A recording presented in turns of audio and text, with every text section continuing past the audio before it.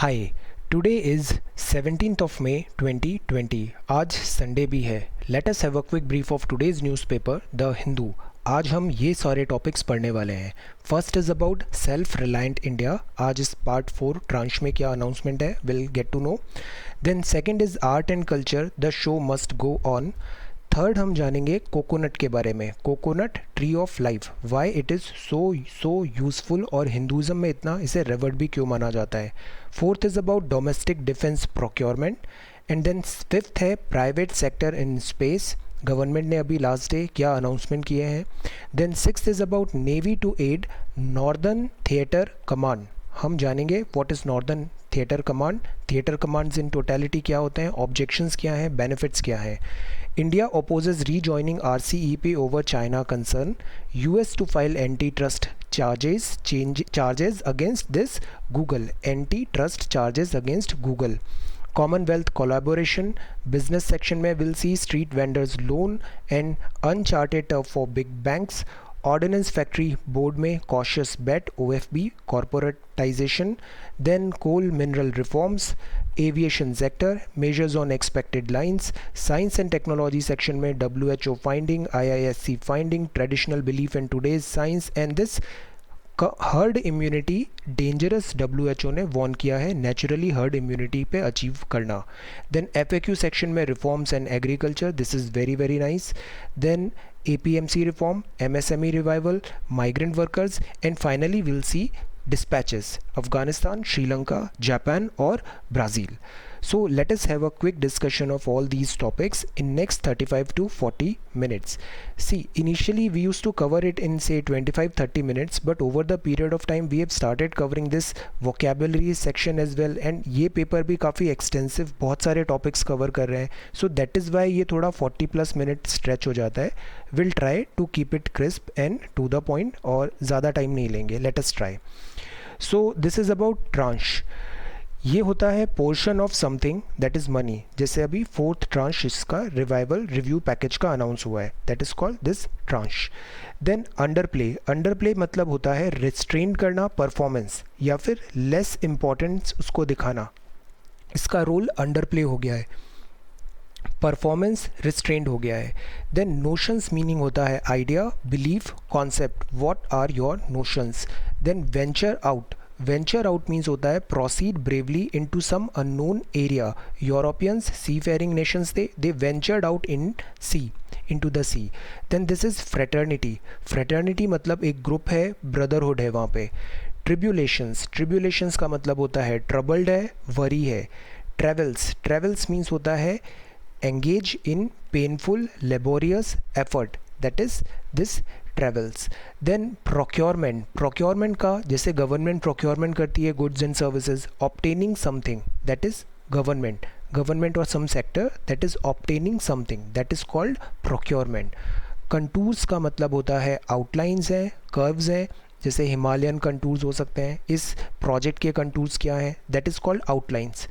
Overwhelm हो जाना मतलब एनगल्फ हो जाना, स्वाम्प हो जाना। हमारी हेल्थ केयर फैसिलिटी है, all of a sudden number of cases बहुत ज़्यादा हो जाएंगे तो ये फैसिलिटीज़ ओवरवेल्म हो जाएंगी। अनचार्टेड टर्फ मीन्स अनट्रेवल्ड टेरिटोरी, उसमें आपका प्रीवियस कोई एक्सपीरियंस नहीं है, अनचार्टेड टर्फ है आपके लिए। देन दिस इज़ ओवरहॉल का मतलब होता है सर्विस होना, रिपेयर होना। देन मैसाकर, इसका मतलब होता है स्लॉटर, अफगानिस्तान में अभी हुआ है स्लॉटर, किल। आउटरेज का मतलब होता है इंडिग्नेशन या फिर फ्यूरी, बहुत गुस्सा आ रहा है, दैट इज़ आउटरेज। एक और टर्म होता है जिसका नाम होता है outage, OUTAGE। Tell me the meaning of this outage, this is outrage. So let us discuss this 17 May 2020। First है सेल्फ रिलायंट इंडिया पार्ट 4, अभी रिफॉर्म्स इन इकोनॉमी। गवर्नमेंट ने थ्रो ओपन किया है defence production and coal sector को भी। Fourth tranche of this stimulus है, this is tranche of stimulus, focuses on reforms across industry, aviation and space. Indigenisation की बात है बिकॉज ये पूरा हमारा ऑब्जेक्टिव क्या है, सेल्फ रिलायंट इंडिया बनाना है, तो इंडिजिनाइज करेंगे डिफेंस प्रोडक्शन। हमने सिप्री रिपोर्ट भी देखा था, India second largest importer of defence arms equipments रहा है। सो इंडिजिनाइज करने की ज़रूरत है डिफेंस प्रोडक्शन को। बैन होगा import of some weapons and platform का भी। हाइक होगा एफडीआई में, एफडीआई में भी हम देखेंगे जो ऑटोमेटिक रूट होता है उसमें हाइक हुआ है। इंडस्ट्री रिफॉर्म्स हैं, इकोनॉमिक स्टिमुलस है। इंडस्ट्री रिफॉर्म्स पे ज़्यादा अभी एम्फेसाइज दिया है in comparison to this economic stimulus, so that is why इसका थोड़ा क्रिटिसिज्म भी हुआ है कि गवर्नमेंट ने कोविड-19 की आड़ में बहुत सारे जो रिफॉर्म्स पेंडिंग थे उसको यहाँ पे पुश कर दिया। देन यहाँ पे लेबर यूनियन अनहैप्पी है। डीकंजेशन है, पॉलिसी सिंप्लीफिकेशन की बात है, इस पे एम्फेसाइज दिया है। इंडस्ट्री मीनवाइल इसे वेलकम किया है। Had to go beyond mere intent, अब हमें इसको इम्प्लीमेंट पे भी ध्यान देना है। प्राइवेट इन्वेस्टमेंट, और ये नया टर्म है social sector infrastructure, we need to work on this. Automatic route defence manufactured FDI में मैन्युफैक्चरिंग में 49% से 74% हो गया है। ऑटोमेटिक रूट का मतलब होता है गवर्नमेंट परमिशन सेपरेटली ज़रूरत नहीं है, they can automatically bring this FDI up to 74% in this defence manufacture. अगर 74% से ज़्यादा होगा तो भी एफडीआई ला सकते हैं, बट देन आपको गवर्नमेंट से अप्रूवल, कमिटी अप्रूवल एट्सेट्रा लेना पड़ेगा। Coal meanwhile commercial mining allow है। कैप्टिव माइनिंग हमने कल देखा था। ओपन ब्लॉक्स, इसका हमने separately we have covered this self reliant initiative, सारे 4 पार्ट्स कवर्ड है। If you get time have a look, उसमें ये चीज़ें हमने बहुत डिटेल में डिस्कस की है। एयरपोर्ट्स में पीपीपी, डिस्कॉम, स्पेस, इसमें भी प्राइवेटाइजेशन की बातें हैं, पीपीपी का प्रोजेक्ट्स होंगे। प्राइवेट प्लेयर्स का, प्राइवेट सेक्टर का ज़्यादा रोल यहाँ पे पार्टिसिपेशन इंक्रीज़ करने का यहाँ पे एफर्ट्स हैं। This is breaking down walls, जैसे कोल में कमर्शियल माइनिंग है, रेवेन्यू शेयरिंग बेसिस पे होगा। Companies in the private sector will be allowed to carry out exploration. Minerals में composite exploration cum mining cum production regime है। 500 mining blocks will be auction. Defence में list of weapons platforms, ban होगा, import will be notified. FDI limit बढ़ गई है, 74% हो गई है ऑटोमेटिक रूट में। सिविल एविएशन में भी यूटिलाइजेशन की बात है, एफिशिएंट फ्लाइंग करनी है, रिसोर्सेज बेटर यूटिलाइज करने हैं, पीपीपी मॉडल से एयरपोर्ट्स डेवलप करने हैं। देन पावर सेक्टर में डिस्कॉम, यूटीज़ में प्राइवेटाइजेशन की बात है, यूनियन टेरिटोरीज़ में, और टैरिफ पॉलिसी भी स्ट्रीमलाइन करना है। स्पेस में हमने प्राइवेट सेक्टर का इन्वॉल्वमेंट बढ़ाना है। सिमिलरली एटॉमिक एनर्जी में इसके दूसरे यूजेज भी हमें करने हैं, फॉर एग्जांपल हेल्थ केयर में this research R&D and development, research and development, medical isotopes etcetera में। Have a look self reliant का पार्ट 4, ये चीज़ें हमने सेपरेटली स्लाइड्स में बहुत अच्छे से कवर किया है, you will have very good insight. Self reliant India part 4, reforms in economy. Now इसमें नितिन गडकरी जी ये ट्वीट करते हैं कि the landmark structural and policy reform in sectors जैसे कि coal, minerals, power, defence, space, atomic sector और civil aviation, this will create jobs, boost होगा economy and take India towards sustainable growth. Now this is a statement. Try to elaborate that statement in just about 100-150 words. Elaborate मतलब जैसे बहुत सारे terms होते हैं questions में, elaborate है, discuss है, हम इसको separately देखेंगे। Meanwhile यहाँ पे elaborate का मतलब होता है आपको इसकी merit बताना है, इसका worth बताना है और इसका significance बताना है, that is elaborate. So elaborate this tweet mister Nitin Gadkari ji का। जॉब्स हैं, बूस्ट इकोनॉमी, इंडिया टूवर्ड्स, हर वर्ड को आप इंडिविजुअली यू थिंक और different direction, multi dimensional, try to think on this tweet. Okay, now the second one is art and culture, the show must go on. This is over here, art and culture, this is page number 3। Art and culture, the show must go on. See यहाँ पे बात ये इन्होंने दिया है, NGMA ने भी कहा है कि जो आर्ट एंड कल्चर है they are having this crisis, ये टाइम ऑफ क्राइसिस है। तो टाइम ऑफ क्राइसिस में थ्रेटन होती है इकोनॉमी और लाइवलीहुड। इकोनॉमी अच्छा नहीं कर रही है, लोगों के पास लाइवलीहुड नहीं है। तो जब ऐसी ऑस्टेरिटी मेजर्स आते हैं तो हम क्या करते हैं, फर्स्ट रेस्पॉन्स होता है to tend to cut budget and live lean, हम बजट कट करते हैं। और बजट कट कहाँ सबसे ज़्यादा होता है, फूड में होगा नहीं, बेसिक्स में होगा नहीं। बजट कट जो होता है वो होता है आर्ट, कल्चर, लेजर और एंटरटेनमेंट में। तो इसके कारण एप्रीहेंशंस अपलेंटी है। यहाँ बताया है कि they are feeling devastated and doomed because social distancing norms भी आ गए हैं, पब्लिक एक्टिविटीज़ नहीं है, they don't know what the future holds for art and culture. यहाँ फिर इन्होंने लिखा है कि like any idea, these are some very good points for this essay, like an idea which needs to be told and propagated। Idea जो होता है उसको बताना होता है और propagate करना पड़ता है। Art and culture needs to be promoted for it to flourish. This involves travel, touring and going to places and meeting people and exchanging idea. Exchange of idea interaction is important, but अब हमारे यहाँ physical distancing आ गई है. Art needs to be seen and appreciated physically, that is the problem. This itself is taken away by the present crisis and the art fraternity is right in their apprehensions. So they will need to reinvent, उनको reinvent करना पड़ेगा. Art has survived many tribulations and travels. Art is the mirror of civilization and a guide to the future generation. Art and culture, CCRT में हमने देखा था Indus valley civilisation, this Ashokan, Buddhist, then फिर Islamic art and culture, temple and all. ये art and culture जो होता है ये मिरर होता है सिविलाइजेशन का और गाइड होता है फ्यूचर जनरेशन को. So the tables have turn. This shows that art world is transitioning and trying to reposition itself. We don't know yet whether that is a new normal और a transient adjustment. Again, a good article, some very good points or insights है इधर, you can use it. Now this is the third one, ये page number 4 है. Now this is page number 5. यहाँ पर है tight rope walk. These are coconut trees. Coconut trees जो होते हैं ये palm tree family में आते हैं. Belong one of the most useful trees of the world. Coconut tree को सबसे यूज़फुल ट्री माना जाता है. कल्चरल सिग्निफिकेंस बहुत ज़्यादा है और रिलीजियस सिग्निफिकेंस भी बहुत है. हिंदुज़म कल्चर में कोकोनट नारियल जो होता है श्रीफल, इसको हम बहुत ज़्यादा महत्व देते हैं, काफ़ी रेवर्ड है ये. कोकोनट के बहुत सारे यूजेज हैं, जैसे इसका जो फ्लैश होता है, फ्लैश मतलब कोकोनट वाइट पोर्शन जो अंदर है, इसको हम एज अ फूड यूज़ करते हैं. मिल्क है, फ्लोर है. देन वाटर जो होता है इसका कोकोनट वाटर, इसके बहुत एक्सेलेंट हेल्थ बेनिफिट्स होते हैं, weight loss and all. This coconut water is excellent. Then oil जो होता है कुकिंग एंड कॉस्मेटिक्स में यूज़ है, hair oil and all. Shells जो होते हैं, ऊपर का जो कवच है इसका, that is steam food and craft में यूजेज है. हस्क जो होती है इसकी, ट्री की husk, that is scrubber, craft, ropes बनाने के लिए इसमें यूज़ होता है. ये बहुत इंपॉर्टेंट है. कॉयर सेक्टर इस पर डिपेंडेंट होता है. कोकोनट की जो लीव्स हैं वो थैचिंग में यूज़ होती है. स्टिक्स हैं, ब्रूम्स हैं, वुड फ्यूल है, फ्लावर मेडिसिन है. अब ये जो कॉयर सेक्टर है ये बहुत इंपॉर्टेंट एमएसएमई है. एमएसएमई की अभी डेफिनेशन चेंज हुई है, will see in later in this video. ये क्रेडिट लिंक्ड सब्सिडी यहाँ पे देने का बात है, coir Udyami Yojana. So this is again important. Coconut tree of life. These are various usages. Now the fourth one is domestic defense procurement gets separate budget provision. SIPRI report, India second largest importer of defense equipments. This topic can be connected with self-reliant security and physical health. Security why? Because national security compromise होती है अगर हम बहुत ज़्यादा import पे dependent होते हैं, specially इस क्रिटिकल इंफ्रास्ट्रक्चर के लिए.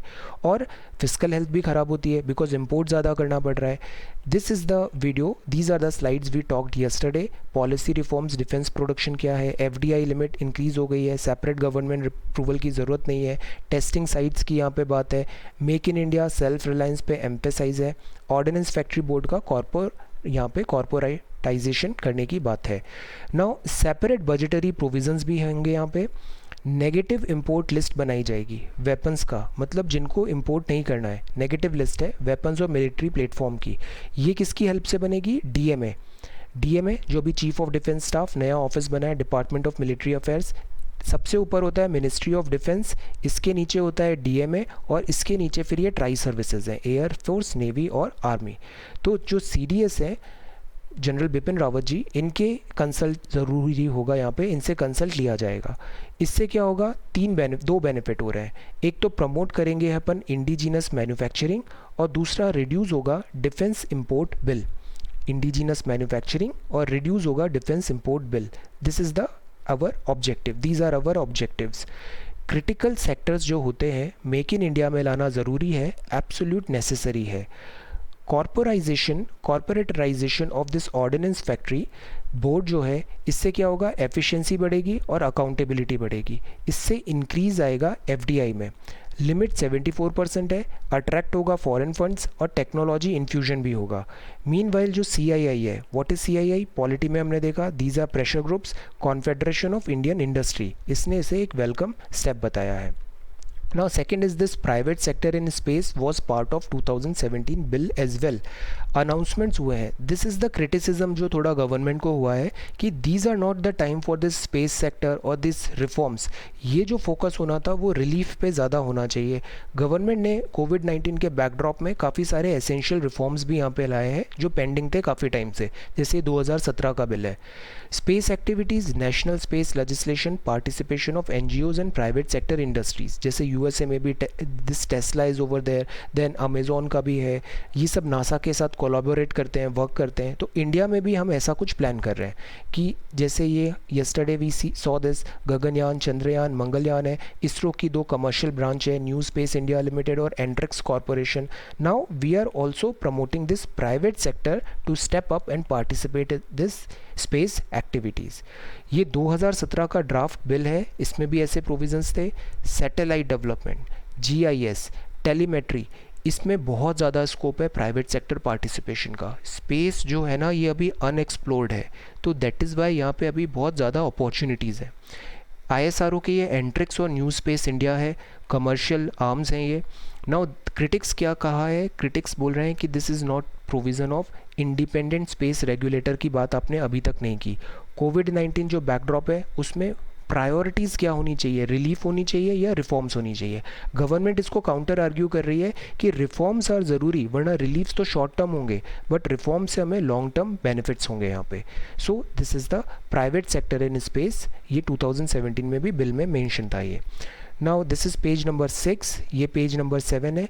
Navy to add northern theatre command. Usually हम ये सोचते हैं नेवी मतलब वो समुद्र में है, उसका लैंड पे ज़्यादा काम नहीं है, बट नो, नेवी की अपनी एविएशन यूनिट भी होती है, बहुत ज़्यादा एक्सपर्टीज़ होती है. They can operate anywhere, land, water, air, everywhere.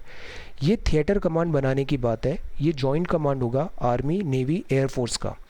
All resources at the command of a senior military commander के पास रहेंगे. तो इससे क्या होगा, इंटीग्रेशन होगा, स्विफ्ट रेस्पॉन्स होगा. वॉर रिपोर्ट हमने देखा था आर्टिकल में अभी, उसमें क्या लिखा था, नेचर ऑफ जो वॉर है ना वो चेंज हो रहा है. पहले जैसा वॉर अब नहीं होगा. वॉर बहुत स्विफ्ट होना चाहिए, क्विक होना चाहिए, कैलिब्रेटेड होना चाहिए. Precise response is what we need, और टेक्नोलॉजी ड्रिवन भी करना है. प्रेजेंटली जॉइंट कमांड्स अभी अंडमान एंड निकोबार आइलैंड्स में एक्टिव है. फेवर में हम क्या ले सकते हैं आर्ग्यूमेंट्स थिएटर कमांड में, कि जो थिएटर कमांड है इससे कोहेसिव फाइटिंग फोर्सेस बनेगी. लॉजिस्टिक रिसोर्सेज बेटर यूटिलाइजेशन होगा, बिकॉज आर्म फोर्सेस को फंडिंग का भी क्रंच होता है.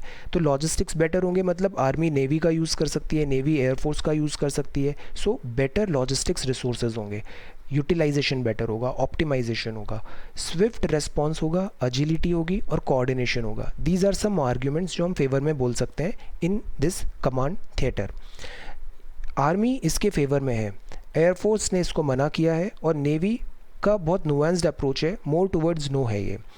बिकॉज इनको ऐसा लगता है कई बार जो फील्ड्स होते हैं, सर्विसेज होते हैं, बिकॉज इनका एक इंडिपेंडेंट एथोज रहता है, इंडिपेंडेंट वर्किंग स्टाइल होता है. तो it is not always necessary कि अगर हम इंटीग्रेशन कर देंगे तो एफिशिएंसी बढ़ जाएगी. So they have certain apprehensions. Air force को इसमें काफ़ी एप्रीहेंशंस है. इनके पास शॉर्टेज भी है, स्क्वाड्रंस जो होने चाहिए हमारे पास वो अभी सफिशिएंट नहीं है स्क्वाड्रन एयरफोर्स के. So they had certain apprehensions. Kargil review committee और बाद में शेकटकर कमेटी, ये दोनों इंपॉर्टेंट है. कारगिल रिव्यू कमेटी और शेकटकर कमेटी, इन्होंने लैमेंटेड दिस कंपार्टमेंटलाइजेशन, मतलब लैमेंटेड मतलब क्रिटिसाइज किया था कंपार्टमेंटलाइजेशन, की एयरफोर्स अलग हो गया, नेवी अलग हो गया और दिस आर्मी अलग हो गया. ये नहीं, तीनों एक हैं, इंडियन फोर्सेज हैं. ये जॉइंटनेस ज़रूरी है, इंटीग्रेशन ज़रूरी है, नेसेसरी है. ये इन दोनों रिपोर्ट में भी रिकमेंडेशंस थी. पेंटागन की रिपोर्ट देखें तो चाइना के रेस्पेक्ट में है कि वो रैपिडली मॉडर्नाइज कर रहा है अपना वॉर फाइटिंग मेजर्स को. This is a cause of worry. Navy जो है इसकी सी फ्लाइंग में बहुत एक्सपर्टीज़ होती है, सर्वेलांस में एक्सपर्टीज़ होती है, तो ये डेजर्ट फ्लाइंग भी बहुत इजीली कर सकते हैं. ये यहाँ पे इन्होंने यहाँ पे एग्जांपल्स दिए हैं, रीजंस आर्ग्यूमेंट्स दिए हैं कि ये जो नेवी है ये नॉर्दर्न थिएटर कमांड में राजस्थान एंड ऑल डेजर्ट्स में काफ़ी अच्छा परफॉर्मेंस दे सकती है. नॉर्थ यूटिलाइज नेवी यूनिट कर सकता है. हमें एक चीज़ और इम्पॉर्टेंट है, that the term is this fratricide. Fratricide मतलब हम अपने ही प्लेन को गिरा दें. फॉर एग्जांपल दिस अभी रिसेंटली एयरफोर्स का एक प्लेन, हमारा खुद का प्लेन था, वो हमारी खुद की मिसाइल से it fell down. So that is fratricide. इसको अवॉइड करना बहुत ज़रूरी है, ऐसा नहीं होना चाहिए. This should be avoided at any cost. Then better training की ज़रूरत है. Communication is very very important, वरना कम्युनिकेशन मिसमैच हो जाता है. जो DPC है इसने कहा है कि नेशनल सिक्योरिटी स्ट्रेटजी पे ये अभी एक पेपर ला रही है. इट्स वर्क इन प्रोग्रेस और ये अभी रिलीज़ होने का है, तो will have a look on this again. Now this is about RCEP. Ministry of external affairs officials ने फ्लैग्स रेज किए हैं. ओवर डिपेंडेंस, चाइना का पूरा वर्ल्ड में क्रिटिसिज्म हो रहा है कि उसने दिस लॉजिस्टिक सप्लाई को एक वेपन बना दिया है, ट्रेड वेपन की तरह यूज़ किया है. वर्ल्ड इससे काफ़ी सफ़र किया है और लोगों में वर्ल्ड में एंगर भी है. RCEP में भी इंडिया के कंसर्न्स हैं, वो ओवर डिपेंडेंस पे फ्लैग्स रेज कर रहे हैं. RCEP क्या था? RCEP ये एक प्रोग्राम था, ट्रेड डील्स होनी थी, tug of war, Asia trade, India, China, और ये एशियान थे, Australia, these were the countries. इसमें इंडिया ने पुल आउट कर लिया था. पुल आउट करने का क्या रीज़न था? कि इंडिया के जो डोमेस्टिक इंटरेस्ट हैं वो हैम्पर हो रहे थे. ये association of South East Asian nations था. चाइना बहुत एम्बिशियस है और ये पुश कर रहा है क्विक RCEP डील को. ऑस्ट्रेलिया और जापान है, ये स्टैंडर्ड्स मेंटेन रखना चाहते हैं, but they are open. TPP में भी इनका लिंकेजेस हैं. इंडिया रिलक्टेंट रहा है to expose its market to this Chinese competition, because इससे इंडिया का काफ़ी लॉसेज हो सकते हैं. सो ये RCEP अभी था ऑनगोइंग, इंडिया ने इसको पुल कर लिया है यहाँ से. मिनिस्ट्री ऑफ एक्सटर्नल अफेयर्स के ऑफिशियल्स ने फ्लैग किया, रीज़न अभी भी जस्टिफाइड है, ओवर डिपेंडेंस. और कोविड-19 के कारण तो ये बहुत हाईलाइट हो गया है, हमने बहुत करेक्ट स्टेप लिया है, ऐसा यहाँ पे जस्टिफिकेशन है. Efforts made to India reconsider return अभी हो रहा है, बट इंडिया अब सेल्फ रिलायंट इंडिया के डायरेक्शन में मूव होना चाहता है. प्राइम मिनिस्टर मोदी ने अनाउंस किया था India's decision to quit the group, जिसमें 10 एशियन नेशंस हैं. एशियान के 10 नेशंस हैं. नेम्स क्या हैं? You should remember. Australia, China भी है, जापान, न्यूजीलैंड भी है, एंड साउथ कोरिया. नवंबर में यहाँ पे इंडिया ने क्विट करने का डिसीजन लिया था. और रीज़न क्या था? Lack of protection for countries agricultural sector among other. और सबसे ज़्यादा जो प्रोटेक्शन चाहिए होगा that is from China. So that is why China बहुत एम्फेसाइज कर रहा है, बट हमें ओवर डिपेंडेंस नहीं होना है, डोमेस्टिक मार्केट को एक्सपोज नहीं करना है. दीज वर द रीजंस जो गवर्नमेंट ने यहाँ पे प्रेजेंट किए थे. So this is India reconsider return में. अब ये और मुश्किल है, because now we are moving towards this self reliant India. So this is page number 7. Now this is page number 8. यहाँ पे फार्मर्स को 3% पे इंटरेस्ट सबवेंशन होता है. सबवेंशन मतलब एक्चुअल रेट से कम रेट पे आपको इंटरेस्ट मिल जाएगा, तो यहाँ 3% पे है. यहाँ पे एंटी ट्रस्ट चार्जेस हैं against Google. Separate suits file हैं फेडरल में. एक बॉडी होती है कॉम्पिटिशन कमीशन ऑफ इंडिया, उसका काम क्या होता है? फेयर कॉम्पिटिशन होना चाहिए. US और इवन वर्ल्ड में भी ये जब से टेक कंपनीज आई हैं इनका डोमिनेंस बहुत ज़्यादा है. फॉर एग्जांपल एडवर्टाइजमेंट में there is nobody to compete with Google का डोमिनेंस बहुत है, एग्जाम्पलरी है, कंप्लीटली मोनोपोली है यहाँ पे. ऑनलाइन सर्च इंजन में इससे कंपटीशन हार्म होता है. So that is why regulations और law making of large tech companies is very very necessary. वरना ये कंपनीज क्या करती हैं? इनके पास बहुत ज़्यादा पैसा भी है, बहुत ज़्यादा रिसोर्सेज भी हैं, सारा टेक्नोलॉजी इधर इनके पास है, यूज़र डेटा इनके पास है, algorithm, everything they have. So if a new Google wants to come in, how would it come? Competition fair नहीं हो पाएगा. Monopoly, fair business practices, anti competitive protections. तो दैट इज़ वाई यहाँ पे इन पे regulation and law making is necessary. Scrutinise ज़रूरी है इनकी मार्केट पावर का और कॉरपोरेट बिहेवियर का भी as well. What do you think about this? कि ये जो टेक कंपनीज हैं ये काफ़ी बड़ी हो गई हैं, Google, Microsoft, this Amazon. So ये Flipkart, these are sometimes do monopoly करती है और इससे कॉम्पिटिशन, फेयर कॉम्पिटिशन पॉसिबल नहीं हो पाता है. Then this is Commonwealth collaboration. यहाँ पे कॉमनवेल्थ कोलैबोरेशन इंटरव्यू है. This is Commonwealth of nations. Commonwealth of nations generally Commonwealth बोला जाता है. ये पॉलिटिकल एसोसिएशन है 54 मेंबर्स स्टेट्स का. ये ज़्यादातर स्टेट्स जो हैं वो ब्रिटिश एम्पायर की फॉर्मर कॉलोनीज़ थी, टेरिटोरीज़ थी. ये 1931 में फाउंडेड है और ये वॉलेंटरी एसोसिएशन है. कॉन्स्टिट्यूएंट असेंबली में NCERT में हमने देखा पार्टिसिपेशन ऑफ कॉमनवेल्थ को हमारी सोवरेनिटी पे क्वेश्चन नहीं उठाया था, because this is a voluntary association. Now world continues to grapple with the debilitating human toll. Human life बहुत सफ़र हो रही है, इकोनॉमिक कॉन्सिक्वेंसेज भी हैं बिकॉज ऑफ दिस कोविड-19. तो अब ये बात है कि multilateral organisation should step in. Coordinate करना चाहिए पॉलिसी रिस्पॉन्स, बिकॉज कोविड-19 जैसे थ्रेट्स हैं they don't know any border, ये हर कंट्री हर पर्सन को इक्वली अफेक्ट करेंगे। Lives and livelihoods, innovative approaches की ज़रूरत है इन दोनों को बचाने के लिए। यूएस जैसे विड्रॉ कर रहा है मल्टीलेटरलिज्म से, सो अगेन कॉमनवेल्थ पे ऐसा बताया है कि दे हैव दिस अपॉर्चुनिटी कि ये कोलैबोरेट करें, कलेक्टिवली फाइट करें this safeguard of this lives and livelihood के लिए। फिर है this is business section. Business section में भी स्ट्रीट वेंडर्स लोन का अभी बात है। दिस सेल्फ रिलायंट इंडिया में ये इनिशिएटिव में अनाउंसमेंट था स्ट्रीट वेंडर्स को लोन्स के लिए। बट जो बिग बैंक्स होते हैं इनके लिए ये अनचार्टेड टर्फ है। इंडिया में कैटेगरी ऑफ बैंक्स होते हैं, कुछ बहुत बड़े बैंक्स होते हैं, मीडियम बैंक होते हैं, देन रूरल के लिए अलग NABARD and all, refinancing, RRB and all होता है, कुछ फिर हम मुद्रा लोन्स एंड ऑल लेते हैं। पर्पज़ ये होता है कि हर बैंक का अपना एक स्पेशलिटी होता है। अब आप बड़े बैंक को स्ट्रीट वेंडर से लोन्स एंड ऑल सप्लाई करने के लिए बोलेंगे तो दे आर सेइंग कि we do not have expertise in this thing.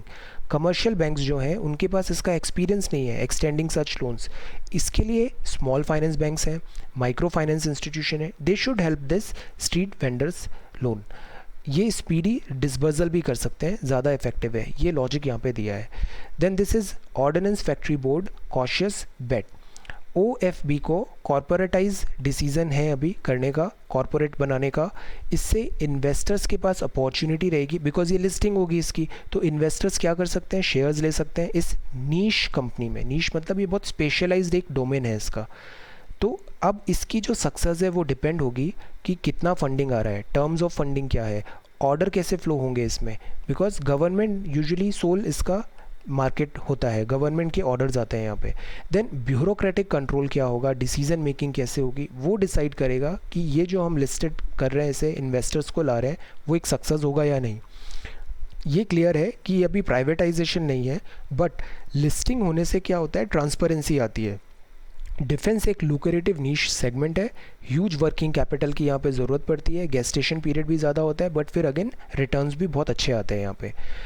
ये जो सेकेंड न्यूज़ है this is about coal mineral reforms to help reduce import. Coal में हम काफ़ी हद तक सफिशेंट है। सी ये हमारा 5th लार्जेस्ट रिजर्व है, गोंडवाना टर्जरी कोल भी है।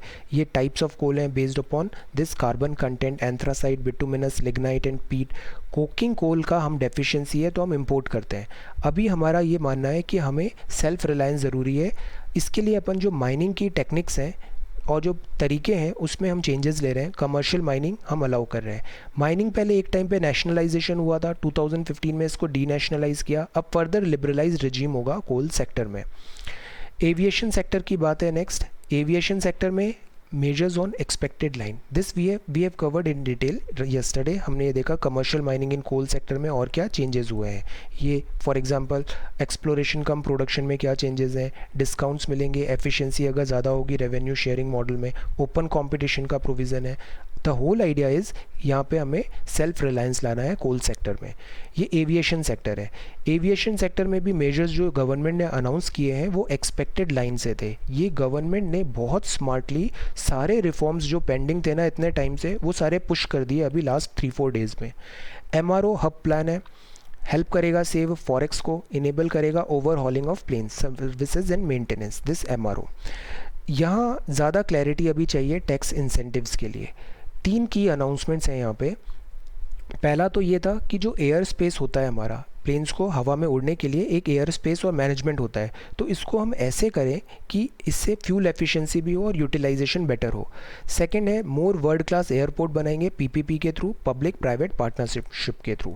देन ये था ग्लोबल हब बनेगा एयरक्राफ्ट मेंटेनेंस, रिपेयर और ओवरहॉल के लिए, MRO के लिए। इससे भी हमें काफ़ी ज़्यादा FDI इन्वेस्टमेंट के ऑप्शंस आएंगे और ये हेल्प करेगा हमारे इस एविएशन सेक्टर को।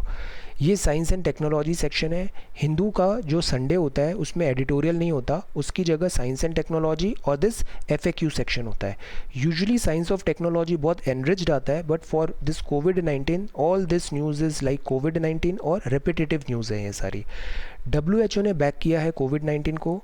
वैक्सीन ट्रायल जो हो रहा है, वैक्सीनेशन क्या होता है, एक टेस्ट मैच होता है, बॉडी को प्रिपेयर कर लेते हैं अपन ये एंटीजेंस और इनके अटैक से, पैथोजेंस और जो हैं इनके अटैक से, ताकि जब रियल अटैक आता है तो बॉडी उससे डिफेंड कर लेती है। उनको वीकन अटैक होता है, वायरस का स्ट्रेन, वीकन स्ट्रेन या फिर डेड स्ट्रेन से बॉडी को इम्यूनिटी डेवलप कराते हैं। तो यहाँ WHO बोल रहा है जो वैक्सीन ट्रायल है उसमें हम डेलिबरेटली इन्फेक्ट करें पार्टिसिपेंट्स को और फिर उसको रिकवर करने की कोशिश करें। इससे क्या होगा, एक्सेलरेट हो जाएगा वैक्सीनेशन डेवलपमेंट।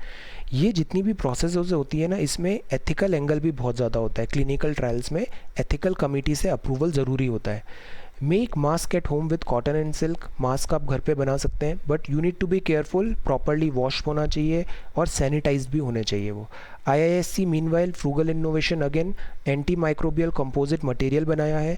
ये 3 लेयर होगी, बीच वाली लेयर है उसमें एंटी वायरल और एंटी बैक्टीरियल प्रॉपर्टी है। तो ये क्या करेगा, 0.3 माइक्रोन साइज के बड़े जो पार्टिकल्स हैं 95% पार्टिकल वो यहाँ पे ब्लॉक करेगा। So this could be used for this sanitation and all. और एक प्रोटोकॉल भी बनाया है इसने दिस PPE का, क्योंकि इसकी भी इंडिया में काफ़ी शॉर्टेज है। ये traditional belief in today's science है। Traditional belief in today's science, this is about this Ayush can fight COVID-19 while Ganga jal can only carry it. The idea is we don't need to be completely rational होना चाहिए हमें, जो हमारे facts and logics हैं। Ayush can help, but हमें clinical trials पे believe करना चाहिए। और जो सब्जेक्ट एक्सपर्ट्स होते हैं, मतलब जो डॉक्टर्स हैं, they know the thing better because they are in this domain. Subject experts पे हमें बिलीव करना चाहिए। Then aiming to achieve herd immunity naturally is dangerous, WHO warn. Herd immunity बहुत डिटेल में हमने पढ़ा था। हर्ड इम्यूनिटी ये होती है कि कोरोना वायरस को कोई नया पेशेंट नहीं मिल रहा है, सारे पेशेंट्स को उसने ऑलरेडी इन्फेक्ट कर दिया है और वो रिकवर भी हो गए। तो ये हर्ड इम्यूनिटी डेवलप हो गई, करीब 70% जनता ऐसे हो गई, तो नए COVID-19 के केसेस आना बंद हो जाएंगे और इस तरीके से अपन COVID-19 का ऑनस्लॉट स्टॉप कर लेंगे। बट WHO बोल रहा है कि ये बहुत डेंजरस तरीका है COVID-19 से जीतने का, बिकॉज इसमें हैवी कैजुअलिटी होगी और स्टीप प्राइस पे करना पड़ेगा। Now this is herd immunity. ये FAQ सेक्शन है, ये भी बहुत एक्सेलेंट आता है, बट अगेन COVID-19 के बैकड्रॉप में most of the news are repetitive and this FAQ COVID-19 backdrop है। This is good news, this is about reforms. Mandi closures हुए, एग्रीकल्चर के रिफॉर्म्स हैं ये। मंडी का क्लोजर हुआ, सप्लाई चेन का डिस्ट्रप्शन हुआ, तो इससे हैवॉक हो गया एग्रीकल्चरल मार्केटिंग में। किसान की हार्वेस्ट है, उसको सेल कैसे करे वो। स्पॉटलाइट वापस आ गई COVID-19 के कारण, क्रिटिकल इंफ्रास्ट्रक्चर गैप्स जो हैं और लॉन्ग पेंडिंग गवर्नेंस इशू है। तो ये एक बहुत अच्छा काम हो गया COVID-19 के कारण कि हम ये सारे रिफॉर्म्स अब ला रहे हैं। So that plague the farm sector. अगर यहाँ पे बात करें तो what are the reforms announced in this farm sector में, क्या रिफॉर्म्स अनाउंस्ड हैं? 3 बड़े रिफॉर्म्स हैं। पहला, हम इंफ्रास्ट्रक्चर डेवलप करेंगे। इंफ्रास्ट्रक्चर मतलब कोल्ड स्टोरेज डेवलप करेंगे, लॉजिस्टिक्स डेवलप करेंगे, स्टोरेज फैसिलिटीज़ होगी, ट्रांसपोर्टेशन होगी, ये सब चीज़ें, प्रोसेसिंग होगी। तो हम स्ट्रेंथन करेंगे इंफ्रास्ट्रक्चर, हम लॉजिस्टिक्स डेवलप करेंगे, हम रैंप अप करेंगे स्टोरेज फैसिलिटीज़ भी, कोल्ड स्टोरेजेस एंड ऑल। तो इससे क्या होगा, फार्म सेक्टर को ज़्यादा बेटर प्राइस डिस्कवरी होगी किसानों के लिए। एक जो दूसरा रिफॉर्म बहुत टाइम से पेंडिंग था वो था एसेंशियल कमोडिटी एक्ट 1955 का। ये एनार्कोनिस्टिक लेजिस्लेशन था। गवर्नमेंट इसमें कंट्रोल करती है प्राइस राइज एंड इन्फ्लेशन, कीमतों में अचानक बढ़ोतरी हो रही है because of this black marketing और होर्डिंग। तो गवर्नमेंट इस ECA के थ्रू एक्ट कर सकती है। स्टॉक लिमिट होगा, मूवमेंट रिस्ट्रिक्शन ऑन कमोडिटी। जो स्टेट है ये रेगुलेट कर सकते हैं डीलर का लाइसेंस भी इस एक्ट के थ्रू, कॉन्फिस्केट कर सकते हैं और इवन जेल भी कर सकते हैं। सो दैट इज़ वाई ये जब लॉ आया था तब इसकी यूटिलिटी थी, बट आज 2020 में जब हमारे पास स्टॉक्स भी सप्लाई सफिशिएंट हो गया है, हम इंडिपेंडेंट भी हैं काफ़ी ज़्यादा ग्रेन्स प्रोडक्शन, FCI के पास सफिशिएंट स्टोरेज है, तो इसकी अब यूटिलिटी कम है, इसकी ज़रूरत नहीं है। तो इसमें अब अमेंडमेंट की बात आई है, एक्ट अमेंडमेंट, और इसको डीरेगुलेट करना है सीरियल्स को, पल्सेस को, एडिबल ऑयल को, ऑयल सीड्स को, पोटैटो एंड अनियन को। No stock limit exception, national calamity and famine रहेगा। प्राइवेट इन्वेस्टमेंट एग्री इंफ्रास्ट्रक्चर में आने का इससे प्रमोशन होगा। ट्रेडर्स कंप्लेन करते थे कि इस ECA के कारण क्या होता है, हैरेसमेंट होता है, सस्पिशन ऑफ होर्डिंग है, ब्लैक मार्केटिंग के चार्जेस लगते हैं, स्पेक्यूलेशन होता है। फूड प्रोसेसर और एक्सपोर्टर्स जो होते हैं कि उनको स्टॉक रखना पड़ता है because of this supplies and all, exports के लिए भी, but because of this act उनके ऊपर हमेशा डर लगा रहता है कि they would be charge under this ECA और जेल हो जाएगा। सो इससे डिसइंसेंटिवाइज्ड होता है कंस्ट्रक्शन ऑफ स्टोरेज कैपेसिटी और ये हिंडर करता है फार्म एक्सपोर्ट को। So that is why they are saying this is a good riddance, इसमें जो अमेंडमेंट्स आ रहे हैं। दूसरा APMC रिफॉर्म्स की बात है। ये मंडीज़ होती हैं, इनकी काफ़ी मोनोपोली होती है। तो हर कंट्री, हर स्टेट में अपने खुद के लॉज हैं, कुछ लोगों ने लॉज लगाए, किसी स्टेट में नहीं है, बट कोई फेडरल लॉ नहीं था, तो अब एक फेडरल लॉ होगा, सेंट्रलाइज्ड होगा, इससे बेटर प्राइस डिस्कवरी होगी और इनकी मोनोपोली हैम्पर होना चाहिए। नाबार्ड मीनवाइल बहुत इंपॉर्टेंट इंस्टीट्यूशन है, ये स्पीयर हेड करेगा, रीफाइनेंस भी करता है ये rural regional banks and all को। तो इंफ्रास्ट्रक्चर इन्वेस्टमेंट डिसबर्समेंट में ये काफ़ी इंपॉर्टेंट रोल प्ले करेगा। तो this is the reforms in agriculture. यहाँ पे बात है कोविड-19 रिलीफ फॉर एमएसएमई। ये जो एमएसएमई सेक्टर है और नॉन एनबीएफसी हैं कंपनीज, बैंकिंग फाइनेंशियल, इनके पास बहुत सारे चैलेंजेस आ रहे थे। एमएसएमई के पास चैलेंजेस है अवेलेबिलिटी ऑफ फाइनेंसेस, रेवेन्यू आना बंद हो गया, तनख्वाह कैसे दें, काम कैसे करें, ऑपरेशंस कैसे करें, तो इनकी ऐसे पूरी मैन्युफैक्चरिंग ठप हो गई। ईजी लोन्स की बात है, इनको पैसा दिया जाएगा ताकि ये किक स्टार्ट कर सकें काम। नई डेफिनेशन अब हम आ गए हैं, पहले क्या होता था सर्विस और मैन्युफैक्चरिंग अलग अलग डेफिनेशन होती थी, अब एक ही डेफिनेशन है मैन्युफैक्चरिंग एंड सर्विसेज की। माइक्रो मतलब इन्वेस्टमेंट 1 करोड़ से कम है, टर्नओवर 5 करोड़ से कम है। स्मॉल है जब 10 करोड़ से और 50 करोड़ टर्नओवर कम है। मीडियम मतलब investment 20 crore, turnover 100 crore. Investment मतलब कितना पैसा लगाया है आपने कंपनी में चालू करने के लिए, टर्नओवर मतलब उसका रेवेन्यू ऐसे कैसे टर्नओवर हो रहा है। एनबीएफसीज हैं, अवेलेबिलिटी ऑफ लिक्विडिटी की प्रॉब्लम है। ये एनबीएफसी क्या होती है, ये भी लाइक ऑफ बैंक है, ये आगे रीफाइनेंस करती है। एनपीए के कारण इनके पास पैसे की कमी आ गई, लिक्विडिटी की कमी आ गई, तो इनकी बैलेंस शीट ख़राब हो रही है, लॉस हो रहा है, बंद हो सकती है, तो दैट इज़ वाई इनको भी लिक्विडिटी अवेलेबल कराई गई है, बेटर होगी इनसे बैलेंस शीट। अब बात आती है माइग्रेंट वर्कर्स की, ये भी बहुत ज़्यादा वर्स्ट अफेक्टेड है, बहुत पेनफुल, बहुत दुख हो रहा है यहाँ पे माइग्रेंट वर्कर्स को। सी इनकी फ्लाइट्स एंड ही नहीं हो रही है, अभी रोड एक्सीडेंट्स भी हो गए इतने सारे। So direct benefit cash transfer is necessary, MG NREGA को एक्सपेंशन करना is necessary. Then MG NREGA important है बिकॉज इससे एक तो वेजेस भी आप बढ़ाओ, और ऐसा भी प्रोविज़न अब मांग हो रही है कि इसके जो 100 डेज़ हैं इसको भी बढ़ा के 200 डेज़ करो। फिर एक बात आया वन राशन वन कार्ड का, मतलब जैसे आपके पास एक राशन कार्ड है तो आप अपने स्टेट से ले पा रहे थे, अब ऐसा होगा कि आप पूरे कंट्री से उसको अवेल कर सकते हो फेयर प्राइस शॉप से, avail benefit from any fair price shop. तो इसकी डेडलाइन है 2021 में, इसको भी जल्दी से जल्दी इम्प्लीमेंट करना है। प्रधानमंत्री गरीब कल्याण योजना, कुछ लोग होते हैं वो एनएफएसए के अंदर कवर है, करीब 2/3 जनता, but still some people are not covered. Pradhan Mantri Garib Kalyan Yojana कोई डिफ्रेंशिएट नहीं करेगी और फूड अवेलेबिलिटी होगी। डेथ ड्यू टू स्टारवेशन नहीं होना चाहिए, अदरवाइज़ ये बहुत बहुत बुरी चीज़ होगी, भूख से किसी की डेथ नहीं होनी चाहिए। देन ये डिस्पैचेस हैं, डिस्पैचेस में क्या होता है, फॉरेन कॉरेस्पॉन्डेंट होते हैं, ये अब उस कंट्री का एक न्यूज़ आइटम पिक करके एक जनरल व्यू बताते हैं। पहला जो न्यूज़ है वो अफ़गानिस्तान का है। अफ़गानिस्तान में अगेन एक बहुत पेनफुल अटैक किया इन्होंने, डास्टर्डली अटैक है अफ़गानिस्तान में, मैटरनिटी वार्ड में किया, काफ़ी बच्चों और दिस विमेन यहाँ पे डेथ हुआ है। So this is about that. Then ये ऑनलाइन हेट और इट्स ऑफलाइन कॉस्ट, ये जो ऑनलाइन हेट है ना, फेक न्यूज़, ट्रोल और दिस बुली करना, this all thing has to stop. वरना क्या होता है, हम बहुत सारे लोग समझ नहीं पाते हैं कि जो ऑनलाइन है वो सही नहीं होता है, रियल भी नहीं होता है, फेक भी होता है, तो वो ऑफलाइन में आ जाता है और उसकी कॉस्ट होती है, कई बार अनरेस्ट हो जाता है, ऐसा श्रीलंका में हुआ, सिविल वॉर टाइप सिचुएशन आ जाती है, which is not right. So online presence भी बहुत रेस्पॉन्सिबल होना चाहिए। इसमें हमने आर्टिकल्स भी देखे थे, बुलिंग पे एक बहुत अच्छा आर्टिकल पढ़ा था हमने कि ऑनलाइन बुलिंग को स्टॉप करना क्यों ज़रूरी है, और आईटी लॉज भी हमने देखे थे। इन आईटी लॉज से if somebody is bullying you, somebody is harassing you, go ahead, do not suffer in silence, go ahead, take help, authorities आपकी हेल्प करेंगी। हर कमेंट, हर एवरी ऑनलाइन जो पोस्ट होती है ना वो ट्रैक की जा सकती है, IP address and all, so there is nothing to worry, cyber cells हैं, they would help you. Online hate को, फेक न्यूज़ को प्रमोट नहीं करना है, ऑफलाइन कॉस्ट होती है। Then this is low tech, Japan struggles to move life online. Japan के साथ एक और प्रॉब्लम हो रही है, ये यहाँ की जो पॉपुलेशन है वो टेक सेवी नहीं है ज़्यादा, तो दिस वर्क फ्रॉम होम से इनको काफ़ी प्रॉब्लम हो रही है। देन ये जो न्यूज़ है this is about Brazil. Brazil में जो जायर बोल्सोनारो है, दैट ब्राज़ील में भी कोविड-19 केसेस बहुत बढ़ रहे हैं और इकोनॉमी टैंक हो रही है, तो यहाँ पे काफ़ी ज़्यादा एंग्री है यहाँ की जनता। And this is sports meanwhile no show हो रहा है। So today we read about dispatches में Afghanistan, Sri Lanka, Japan and Brazil. This we read about migrant worker, MSME revival, APMC reform. ये बहुत इंपॉर्टेंट हैं आइटम्स जो हर paper 1, 2, 3, 4 you can use it. These are very important. Then reforms and agriculture anywhere is very important. FAQ section है. Science and technology में नए innovations हमने पढ़ा. एविएशन सेक्टर में क्या चेंजेस हैं, कोल मिनरल रिफॉर्म्स क्या हैं, OFB में क्या रिफॉर्म्स हैं, स्ट्रीट वेंडर में क्या एप्रीहेंशंस हैं बिग बैंक्स को, what is this commonwealth and what are there opportunity capacity क्या है टू फाइट दिस कोविड-19. देन ये एंटी ट्रस्ट और इस monopoly, fair business, anti competitive practices. RCEP पे इंडिया ने अगेन बोला है over dependence is the main cause of worry. हम सेल्फ रिलायंट पे एम्फेसाइज करना चाहते हैं.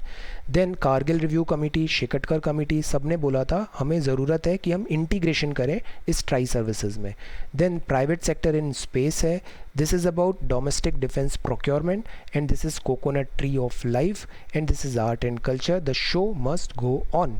Read this tweet and try to elaborate.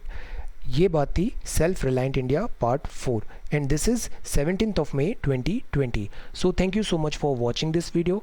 Take care, study well and be safe.